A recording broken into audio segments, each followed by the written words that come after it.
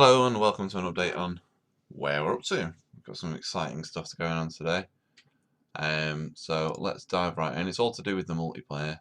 So I'm just going to join these two games, obviously on both people. So we've got attacking, we've got defending. I've reduced the time on the clock just for the purposes of the demonstration. Woo! Sparks. So the first thing you'll notice is we have doors here and here, and they will open in now. Next thing you may notice is we've got a little yellow A. I will need to put a background behind that because it's not entirely visible in yellow background, although it is great on everything else. So if we move along to the right here, oh, we've got a little A there, a little A here. What does this do? Oh yeah, that's right. We've got objectives and we can take them. And if we're not taking them, they slowly decay. I'm really pleased that this works. Also, really nice ring health bar script, which I found by just putting in circular health bar, and then there was a really good script. I'll put a link to that in the description below. And then you capture it, and then you're done. At the moment, it is still the case. Although I'll just have a thing that says if control equals 100, change all the color of this to green and make it so it doesn't move. Easy. And the next thing that we've got, let me just playing a dangerous game here because I didn't test this. It's not worked. Well, it's kind of worked. You can see in the top right of the screen, let me just position this a little bit so you can see it better. So keep your eye up here. I have killed Ken, and previously Ken killed me.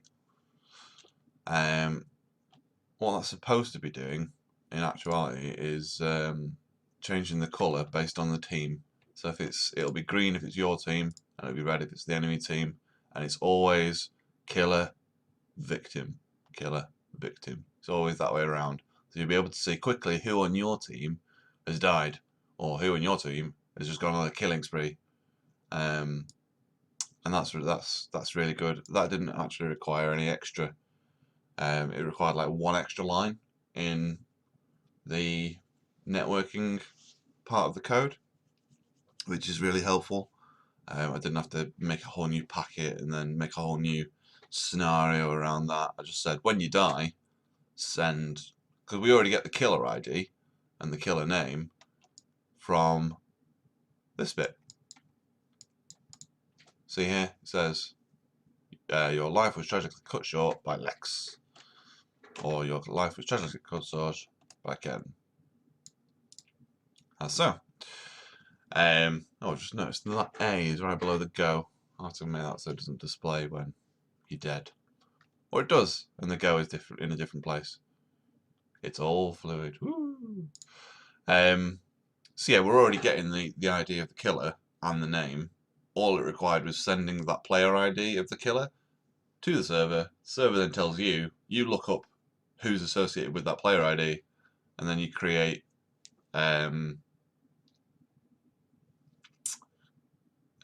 little object death message. I've got it as, which is the object death message isn't visible, and it just holds the information and destroys itself after 5 seconds, and then the controller object of the room will cycle through all of the different death messages and draw them in a for loop, so they will cascade nicely down the side of the screen. So there's 5 deaths, then there'll be who killed who killed who, who killed who killed who. So it'll go down the screen nicely like that, just as you'd expect in a professional video game, because that's what this is. Totally. You are dead. And he killed me. Well done, Ken. So yeah, the doors don't close at the moment. Obviously, as you may suspect with all the rest of this, it's all placeholder stuff. But this is good. It's got 2 states. Get out of the way. And then when the doors are closed, you can't shoot through it. You can't do anything. This is your starting area. This is your spawn area. all I've done is just make this bigger, and then the health spawns gradually here, so you can heal up whilst you're in here, and you can change character, and then you go on your merry way. I will put a blocker on here when the game's in progress, so if the enemy team is doing really well, they can't just come in and bum you in your spawn area. And that's based off the time, so everybody will have, it'll be a minute, as with other popular online shooters with watch in the title. Same with the objective markers. That's inspired by, and you may not be able to see it, but I'm doing air quotes. So